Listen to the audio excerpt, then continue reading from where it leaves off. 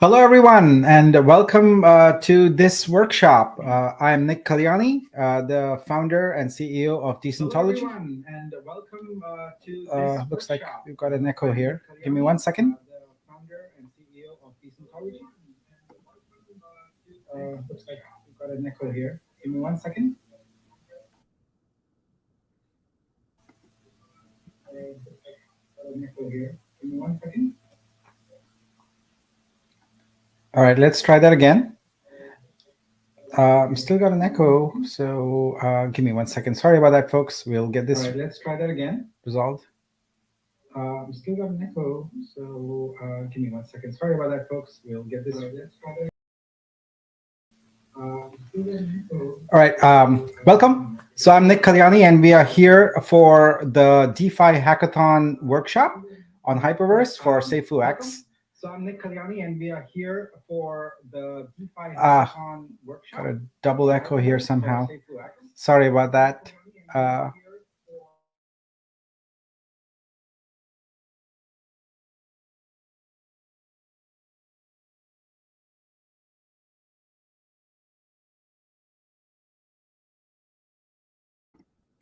think you're on mute. Sorry about that, folks. The stream is doing that, and it might. I think you're on mute. Yeah, unmuted now. Sorry about that, folks. The stream. Yeah, unmuted now. Sorry about that. Shain, why don't you go ahead and do the intro? Because this echo is gonna drive everyone nuts. So I'm gonna mute myself. Why don't you go ahead? Yeah, no problem. Hopefully mine doesn't echo. At least I don't hear it. So we're good. My fire alarm just went off, and I was like, I don't know what happened, but we're good now. So hi everyone. GM. Throw some GMs in the comments. I see. I see a couple people are here. Very excited about the Hyperverse partnership with SafuuX. Yep. So I'm gonna go ahead and share my screen and go ahead and go through the workshop presentation. So we'll just give an overview of the Hyperverse, and then we'll also give an overview of the Builderkit and how everything works, and show you, walk you through the code and all that fun stuff. So let me go ahead and share my screen. Let me know if you can see it. Go ahead and start the PowerPoint. I figured out what the issue was, Shain. I had my Twitter open, and there was a live stream from the Twitter that was going on in my browser, and it was driving me nuts. So sorry about that, folks. So you want to go ahead and take it from here then? Real quick, I just wanted to just set the stage and then turn it over. So sorry about those technical issues, but we are super excited to be doing this hackathon with SafuuX.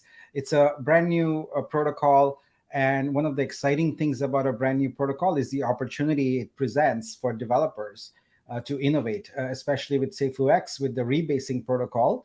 There are some really interesting opportunities for developers to create DeFi scenarios that don't currently exist.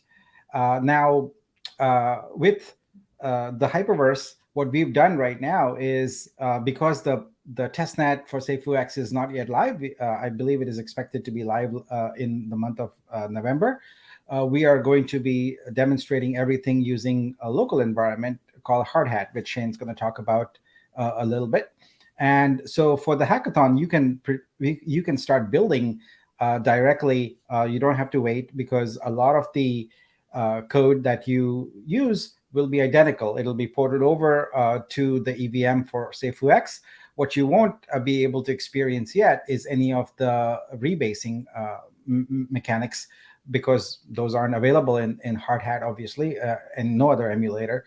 So those can come a little later. But we encourage you to use the Hyperverse modules, and also, like, this hackathon is about building your own. So think about what kind of modules you can build that others could use in order to essentially craft an interesting decentralized application. So that's what I wanted to kind of set the stage for. I'm going to turn it over to Shain, and I'll be back a little later to give you some security tips on Solidity. Thank you, and once again, I apologize for the echo earlier. Thank you. Good. Cool. So for the agenda for today, we'll go over what exactly is the Hyperverse. So give a quick overview of that. And then I'll go over the Builder Kit, what it is, and then also a walkthrough of the code of the Builder Kit and the folder and file structure. And then we'll get ready to go over the securities that Nick had mentioned, and then go and build. So first, what exactly is the Hyperverse? The Hyperverse is a community-built and audited modular on-chain smart contract platform for all major blockchains.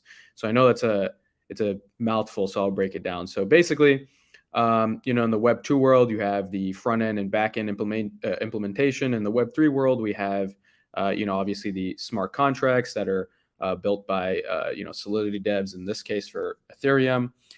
Or any other programming language, depending on which blockchain. And then you also have the client application that needs to connect, or the front end application that needs to connect to the smart contracts and be able to either fetch, read, or write information to the blockchain. So basically, we want to make it super simple for Web 2 developers to build dApps without having to write a single line of smart contract code. So this would be in terms of the front end, JavaScript developer facing platform, but also having the smart contract and smart module layer, which I'll explain here in the next slide. So this is where the smart contract developers come into play, where they would build what we call smart modules.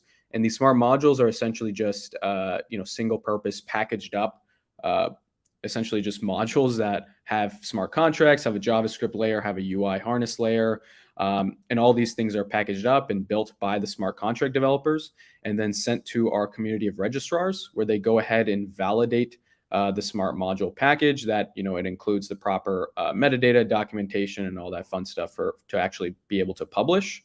And then we would have the community of auditors that would actually go ahead and look at these smart modules and verify that there is no malicious code or anything like that going on. And to verify that, they would actually stake their own tokens to prove that, hey, I am confident that this code is good and works. So that would act as the insurance layer for when the front end devs would actually consume multiple different smart modules or multiple different use cases. And maybe if something were to go wrong, then the insurance layer would kick into play. So basically, overall, Web 2 developers would be able to consume these smart modules that are built by the Solidity devs in the smart contracts and the JavaScript layer and all that fun stuff. So that would all be packaged up in smart modules for single purpose use cases. And Web 2 developers can then pick and choose, kind of like Lego blocks, of what functionalities they want and which smart modules they want to use throughout their application. So essentially, we are building the NPM for smart contracts.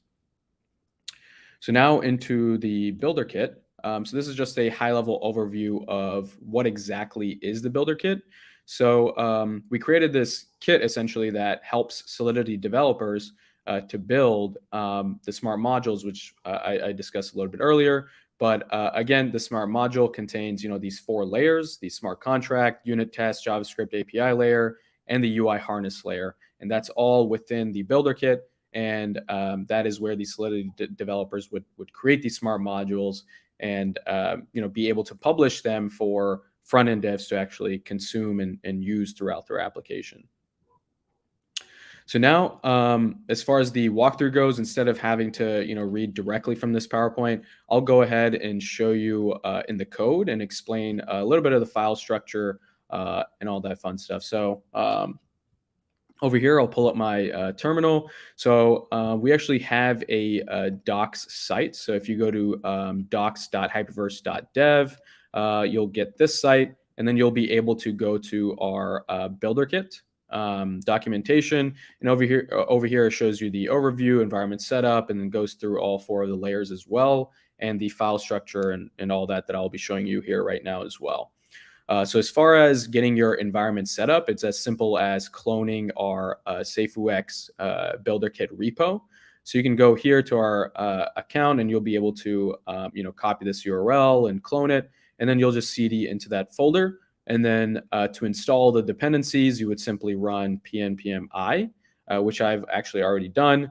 And then you would go ahead and run pnpm Storybook, which will show you the Storybook implementation of the Builderkit example. So over here is where you would be able to kind of show the capabilities of your Builderkit and what features it has.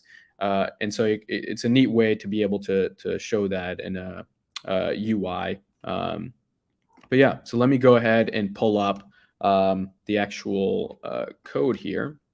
So let's go into our terminal and then pop up VS Code. There we go. So the first and most important, layer obviously is the smart contract layer, which is going to be inside. Excuse me, Shane, 1 second, but there's a lot of comments saying you need to zoom in a bit because they can't read your screen. Let's do that. Is that good? That's perfect. Cool. Yeah, so the first and most important layer is obviously the smart contract layer, which is in the contracts folder. So within this contracts folder, we have a couple things going on here. So first, the main file would be this module file. Within here would consist the main functionality of your smart contract. So we have like an example here, but this would obviously consist of, all the different functionalities or attributes that you want to have in your smart contract for that single purpose use. So within this, you would actually have to update as well some of the things like module name, make sure the file name is updated and all that fun stuff. But the main important thing to remember on this file is this is where your core functionality lives. And then if you were to actually go to our docs, you would be able to go to the smart contract layer and it would show you what exactly needs to be updated. So in this update, module file, it'll go ahead and highlight some of the things that you'll need to update in terms of just naming whatever, that you name your module or contract, you would need to update that in multiple different. If you could zoom in that also, Shane, please, that would be great. Yeah. There we go. That should be good. And so then the other files that are also listed here, which would be the module factory, which contains the clone implementation of your module smart contract, which contains the core functionality. So here is not, something that you would need to change that much in terms of like this clone factory and the Hyperverse EVM smart module standard. You wouldn't really need to touch this that much, but this basically just allows the ability to be able to clone your module factory. And now my fire alarm is going off. You might. This is interesting. We had a huge earthquake yesterday while we were presenting also. So. And now it's off again. So I don't know what's going on. But yeah. So the next step would be now it's on again. I don't know what's going on because it keeps turning back on and off. I guess I'll just go, and if it goes on for a while, then maybe Nick, you can take over. Well, I guess you might want to take over now.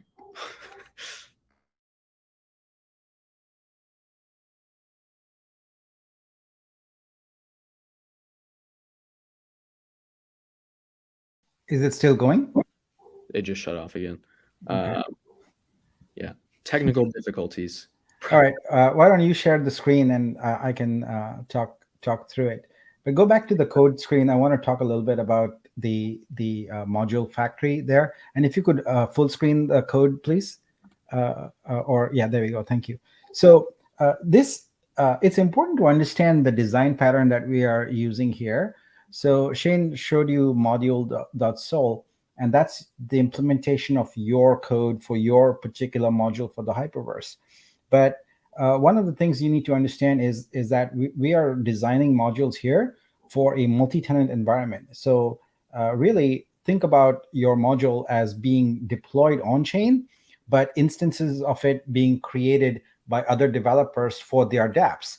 Now, what we don't want to do is have them redeploy the same code again and again to the blockchain, because that's very inefficient, very wasteful, and really not a good design pattern to follow. So what we use here is this clone factory model. And what it does is, in a lot of ways, implement something that you might be familiar with in Web 2.0, which is a multi-tenancy pattern.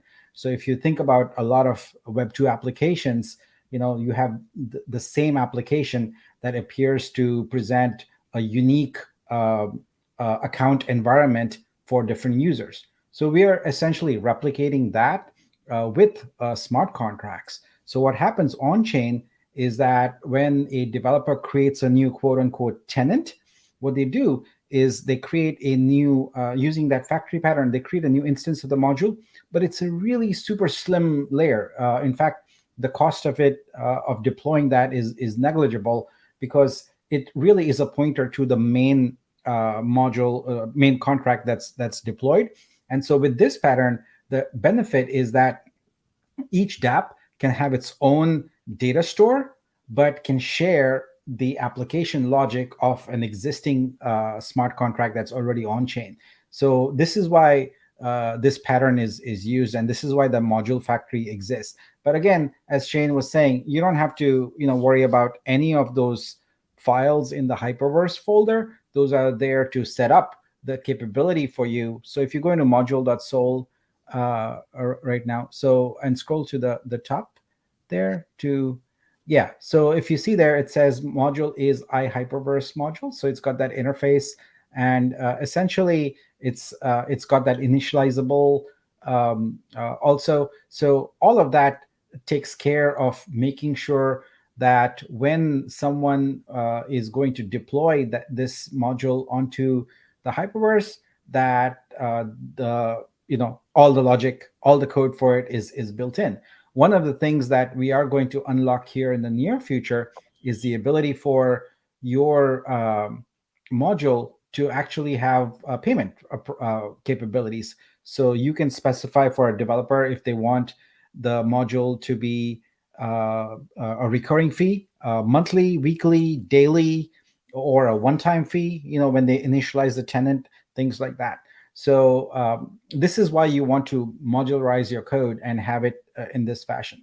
So don't have to think too much about it right now as you're building for the hackathon, but keep in mind that you are crafting a module that is designed to work, should be designed to work with other modules potentially. Now, that capability does not exist on chain. That would happen off chain in terms of connecting other modules. But if you want multiple modules to work together, then you would essentially create a wrapper module that puts all of them together. But the architecture is very flexible and makes it super simple for you to build interesting applications. So how are we doing with that smart not the smart alarm? I was going to say with the smoke alarm. It just went off again, and then All right, cool. Well, we'll why don't you take over and continue until it goes off again, and we'll just double team here. Yeah, sure. Yeah, so I guess the second layer to mention would be the unit test layer. So this is pretty, I guess, straightforward. It would be in the test folder in this module test file. So this basically would just consist of all your unit tests to test your smart contract. So it gives an example already, and then you would be just adding on. And obviously, you would have to change some of these names just based on what you have named your contract file. And yeah, so that's pretty much it for unit tests. The third layer would be the JavaScript API layer, which I believe is in source. So in here is actually how the front-end devs would communicate with your smart module. So in here, the module library, this is where you would define all your read and writes to the blockchain. So creating basically the functionality that interacts with your smart contract, and then that updates or reads information from the blockchain. And then the second most important file in this source folder would be this use hook file. So this essentially would expose this hook to the React ecosystem, so that now the front-end devs would use this hook to consume the functionality that you implemented in your module library, to be able to call these functions and actually read and write to the blockchain without having to know smart contract programming or know even exactly what is going on the back end per se. They could simply just consume this hook like they usually do with React hooks, and then call the functionality of whatever they want to update or read from your smart contract from the blockchain. And I just want to jump in here real quick, Shain, and make a point. So it's highly likely, even probably a surety, that a number of you who would be participating in the hackathon are primarily Solidity developers and may not be comfortable with the JavaScript, and that's perfectly okay. So if you don't implement the layers for the JavaScript, that's okay. For this hackathon, we are more interested in seeing the modules, and if you don't implement all the way up the stack, that's okay. We can have other developers jump in and do that if your module happens to be one of the winners, and we can do that. The other thing you could do is it's a great opportunity to collaborate with someone who's a JavaScript dev. So if you're a Solidity dev, you build out the Solidity part of it and have the JavaScript dev build out the upper layers of it. And while in the Builderkit, it's all laid out to be blank. What you can do is you can certainly look at some of the other repos we have available publicly, where there are other modules that have the full implementation in it, which you can use as a reference. For example, the ERC 721 and other standard modules that are present, you can use those as a reference and figure out exactly what code goes where, because it is a bit overwhelming. There's a lot to parse here. But if you just want to focus on your Solidity module, and get that going first, I think that would be a good way to approach the hackathon, is focus on that first. And then if you have time and if you have the knowledge to work with React, you can then implement the JavaScript layers. That implementing the JavaScript layer just makes your module that much more usable by others. But for the hackathon, we are really looking at innovation in first and foremost the smart contract space. So what can you do that's creative and interesting in DeFi for the module? And if you can build a complete thing, that's nice, but it won't work against you if you don't do the whole thing. Just wanted to make that point clear. Yep. And again, some of these other files, you wouldn't necessarily need to update or change. Those two would be the main ones, right? They use hook or module library .ts files. This one, specifically, if you wanted to look at it, so this is where the environment actually would get set, and according to which blockchain that you are using at that time. So that's just something cool to look at. So the fourth layer would be the actual Storybook layer, which would be the UI that I had showed on this site.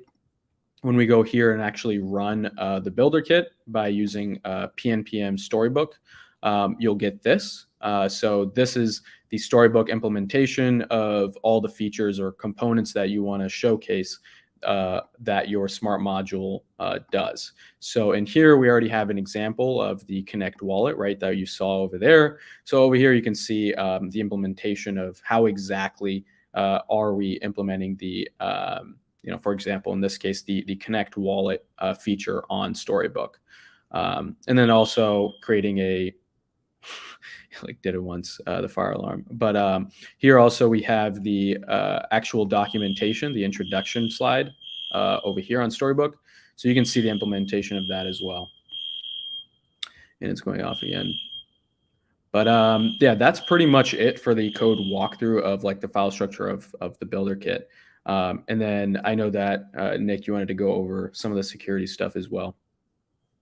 Yeah, but before you leave that, can you go back to Storybook real quick and zoom in a bit? Actually, the browser, please. Yeah, and zoom in a bit. So what you're seeing here is like the glue, if you will, that binds together everything.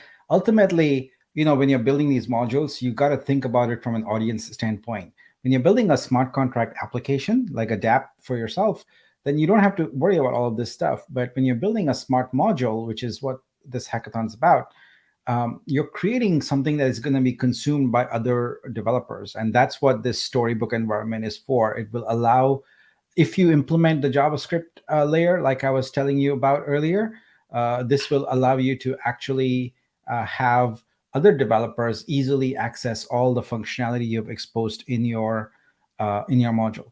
Now, one of the things that is a bit challenging for us, and this is really the first time we are kind of doing this, is to build out the Hyperverse implementation in parallel with the protocol. Usually we have at least a testnet that we can interact with, so things can be a little more refined.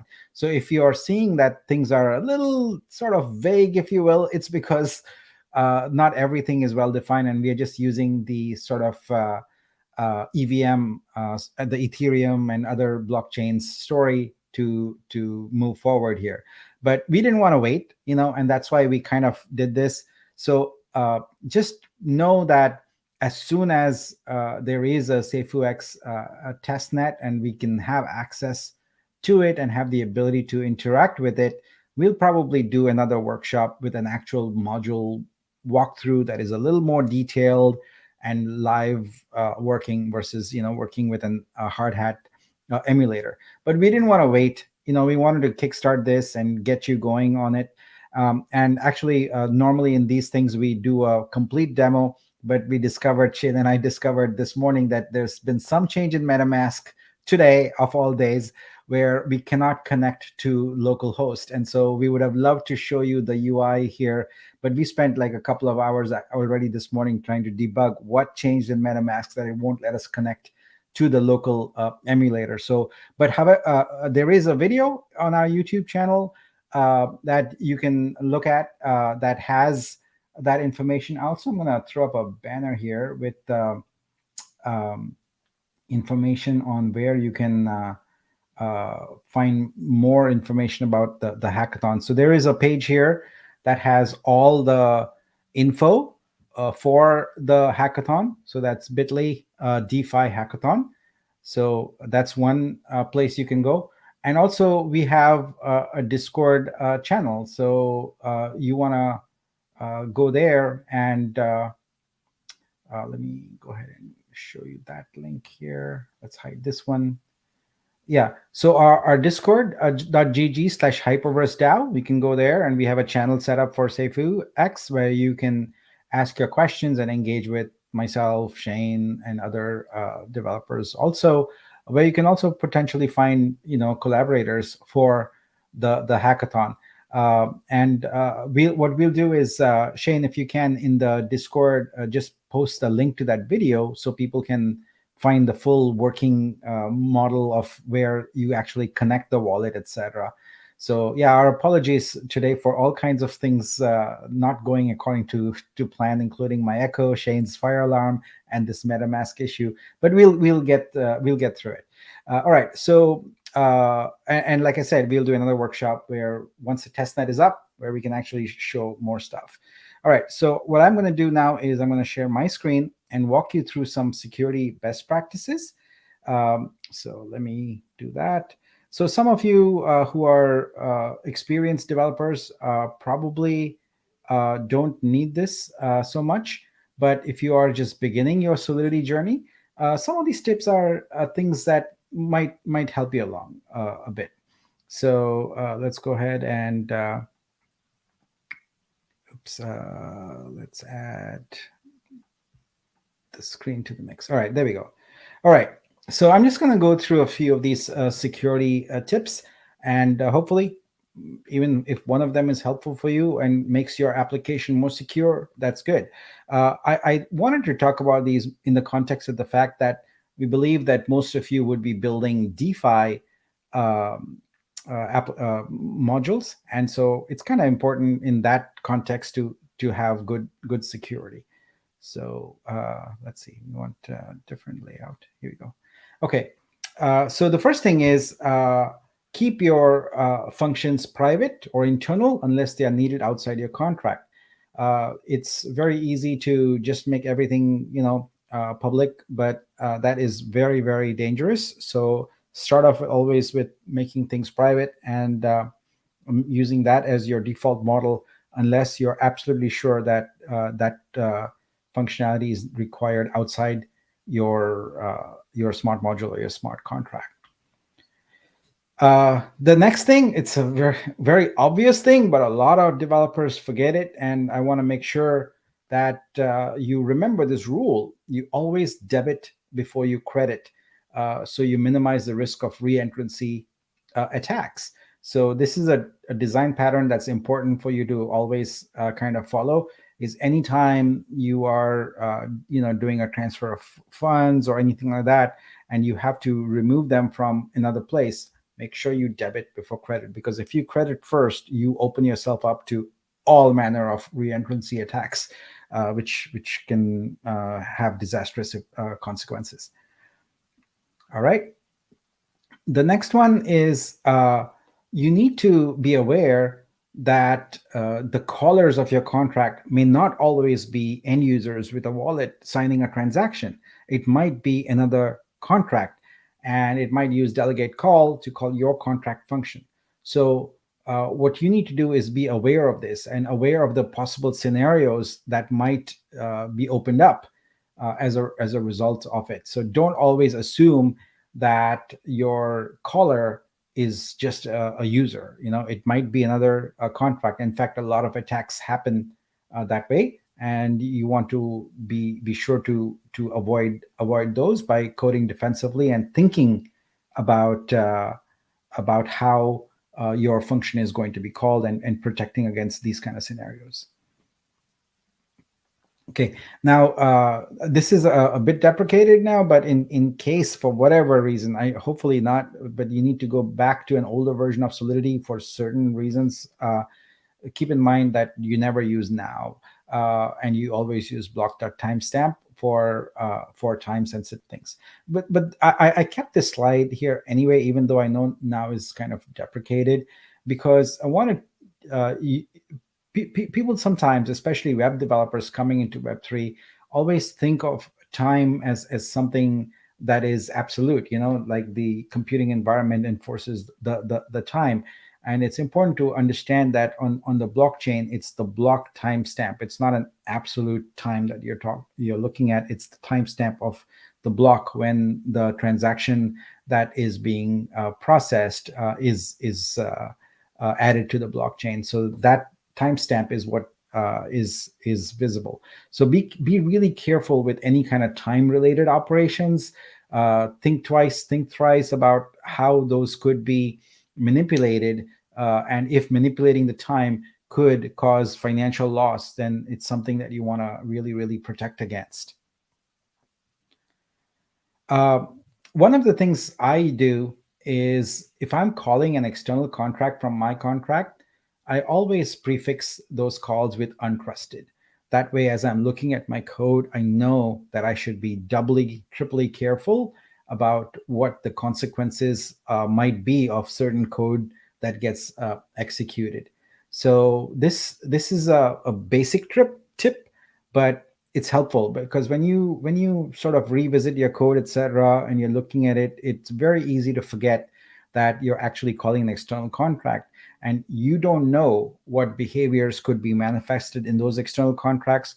You don't know that a certain function that you assume does X could now be doing X plus something else based upon a trigger variable, like some state change from false to true, and as a result, that function's behavior changed. So it's good to be wary in your code, to have all of the external calls be prefixed with untrusted. This is something that is obvious to all smart contract developers after you've been at it for a while, but not so to many new developers. Remember, it does not matter what the scope is of your function. So you might say private, you might say internal, etc. That is an execution scope. The data, everything that is happening there is always public. Your smart contract is always public. You can see all the information in it. So if you intend to store any data that is not designed for the public, it needs to be encrypted off-chain before you store it. Do not encrypt it on-chain, because if you do it on-chain, then the key is obviously also available on chain, and so anyone else can decrypt it also. So it's really, really important that you recognize this when it comes to data storages. As the scope of functions is not indicative of any kind of privacy for the data associated with it. All the information is always public. All right. Solidity has a great feature called the function modifier. That's a shortcut and makes it easy for you to not have to write repetitive code. One anti-pattern that I've seen developers use is to occasionally make state changes in those function modifiers. Do not do that. That's an anti-pattern. And what you want to do is use function modifiers only for assertions. So you're going to check for, is some condition true? Maybe the user is owner, or there's some require condition met, some prerequisites, etc., that you do not want to repeat repeatedly in your code. So function modifiers are good and bad. They're good in that they make your code cleaner and easier to read, but they are bad because you might occasionally put code in there that might have unintended consequences, and you don't want to do that because it's used in multiple functions. Otherwise, why have a function modifier? And so if you are changing state, then that can have disastrous consequences, and you wouldn't even think about it until it's too late when the contract's deployed and being used. So no state changes in function modifiers. That's a golden rule to follow. Next, Solidity, etc., has a fallback function. Keep those functions very, very short and require that there is no data being passed on it. So data being passed to fallback functions is frequently a vector for attack. You can read up on it. And so you want to keep those as short and like literally just have a couple of requires and get out of there, because you do not want to put too much logic in fallback functions. And ideally, you should not even your code should not even get to a fallback function. Most things should be handled ahead of time.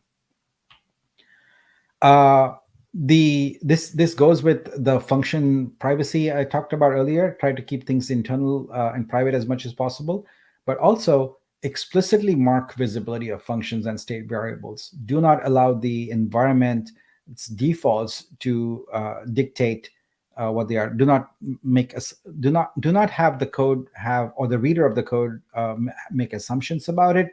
If you explicitly mark all visibility of functions, you know it as you're coding, and any other developer who's using or calling your function also knows what is happening with those state variables and functions. So always explicitly mark the visibility of things. You will be grateful for that later when you look at your code or much later and you're like, is this public or is this internal or what? All right. And the last one is an interesting one. I put this there because, we are talking about blockchain here. We're talking about protocol. We're talking about smart contracts. But a smart contract is not the solution for everything. And you have to really question, does it need to exist on chain? One of the challenges that we have as an industry is that when developers try and put everything on the blockchain, it actually messes things up and impedes our ability to advance that as an ecosystem. So ask yourself, is the scenario I'm about to build really require blockchain? Blockchain scenarios are best for situations where there are multiple parties that are untrusting of each other. So if you have that kind of scenario, then it should be a blockchain app. But if it's just a couple of parties that completely trust each other, there's no need for blockchain solution there. That's overkill. A standard database and a Web2 application will work just fine. So always ask yourself this, and I put this under security because this is how problems are created. Like you build an app that is really not necessary to have on blockchain, can be easily secured with Web2 databases, and it ends up causing problems down the line. So that's another security best practice. I'm happy to, as we go, further into SafuuX and we get into DeFi, we'll probably be doing more workshops and more presentations with you where we go into deeper nuances of DeFi security and modules calling each other, things like that. So this is just our first kind of taste at it. We built this builder kit and got it out there so we can start building a relationship with the SafuuX developer community and for you to start understanding what we are doing. We are also in early days with the Hyperverse. We are just getting a DAO started, and we are just sort of getting developer momentum on this. And we are really excited to work with the SafuuX developer community. We welcome your input. We are not perfect. We can probably always improve things. We always look for developers to give us input on what we can change, especially if while coding you find something, with some of the base foundational code we have is not really efficient, or you found a better way. Talk to us. We'd love for you to work with us and make this environment better. Our goal is to create enough smart modules for SafuuX so that more web developers can build interesting dApps as the blockchain goes from testnet to mainnet. So we'll have other hackathons also. This is the first one where we set the baseline and we get developers who know how to work with Solidity to build some of these smart modules, so that the next one we can actually have JavaScript developers come in and use those to create interesting apps. So yeah, everything that you see here, we are going to make all of that available to you. So I'm going to see if there's any questions in here and take those real quick. All right. So cryptogoldrush says, can we connect to another online dev blockchain? Which one would you recommend? Yeah. So if you want to actually not use hard hat, you can use the Garley chain and connect with that, and that's fine. You can get some money in the through a faucet and use that for now. But as I said, we expect that the testnet for Safu will be available sometime in November. It'll take us a little bit of time to get the builder kit adapted, etc., to work with it. But as soon as it's up, we'll have an update for you and get that going. But for right now, just about any, you can use any EVM based chain, and that would be fine. And if you prefer to use Binance smart chain, that is more representative in terms of speed of what the SafuuX would be. So that is also something you can use. It's probably actually exactly representative of SafuuX. So that might be your first preference, but you can go with Garley also. All right. And then this question from Lam is, should we code for the entire dApp or just the main functionalities of the dApp that may be used by other dApps? This is a great question. So, we've kept the DeFi hackathon mostly open. We were vague about the requirements because with the Hyperverse, you could build a smart module, just the Solidity part. You could build a smart module plus add all the JavaScript layer, etc., so someone can consume it. You could do all of that and then create a dApp that consumes that module to demonstrate full stack end-to-end functionality of an application. So it's up to you. We are looking for innovation here. So it does not in any way impact your chances of winning if you've only done, for example, the smart contract part, or you've done the smart contract and JavaScript part, but not created a referenced app. We are looking for innovation here, and I think that innovation will be pretty clear once we look at your submissions. And so it's your choice. If you really want to wow people, then and make your module usable, it would be great if you built a dApp also that called it and took advantage of the full stack capabilities of the Hyperverse stack. But if it's if you're just a Solidity developer, you can just build a smart module, and that's also fine. So thanks for that question. What a great question.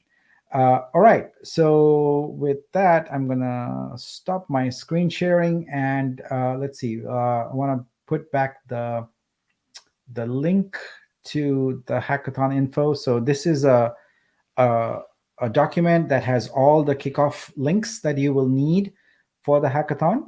So please visit that. We are there on Discord to answer your questions. We are really excited about this hackathon. And like I said, it's the first time we are doing it where the protocol isn't even live yet.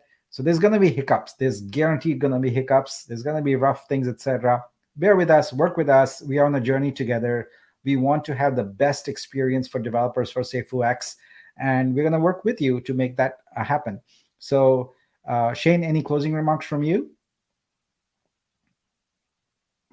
Nope. Luckily, the fire alarm stopped. So. All right. So Shain says the fire alarm stopped. So that's great. Uh, well, all I would ask of you is, come to our Discord, hop in there, talk to us about what ideas you're thinking of, building there, and let's have a conversation.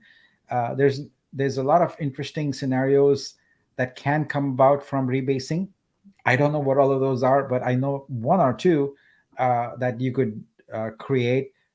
Like even things like you take your basic fungible token or your NFTs, etc., and think about, well, what is a spin on that the rebasing could use, and you don't absolutely have to incorporate any functionality related to rebasing in order to participate in this hackathon. I mean, you can just build a standard app that a standard module, sorry, that leverages basic EVM capabilities, and that's perfectly okay as well.